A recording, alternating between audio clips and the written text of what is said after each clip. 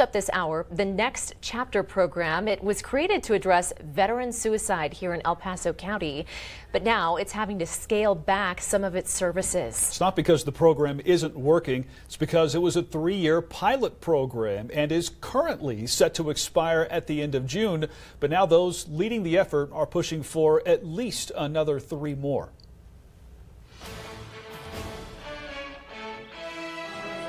When lawmakers approved the Next Chapter program back in 2021, providing it $1.46 million per year to pay for mental health and other critical services as a way to help a veteran in crisis before a tragedy, it came with several requirements. One, to provide service to 700 veterans and family members. As of today, that number is just over 1,200.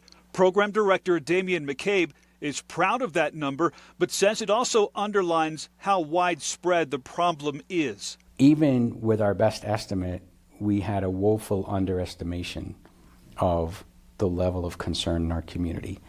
And in some ways that helps us explain why the suicide rate was so high.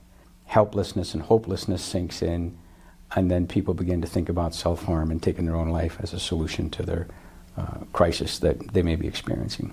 State lawmakers also wanted to see the veteran suicide rate go down. In 2021, 1 in 3 suicides in El Paso County involved a veteran. The following year, based on the annual report from the coroner's office, it dropped 5%. And McCabe believes that trend will continue in the 2024 data. Of the total number of suicides in our community, the veteran share decreased, as well as number of actual lives lost.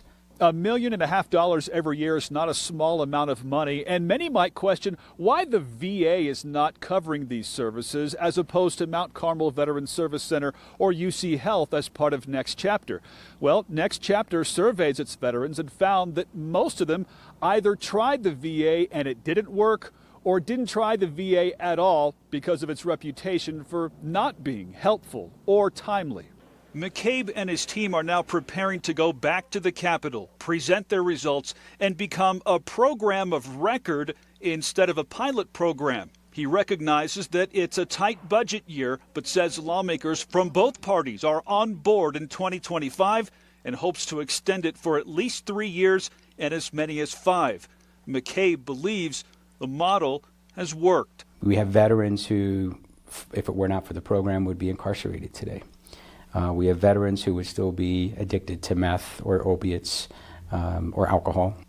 For those veterans that have been struggling with combat-related circumstances, it's just not unusual for us now to have a veteran tell us that they're alive today because of their involvement with the program.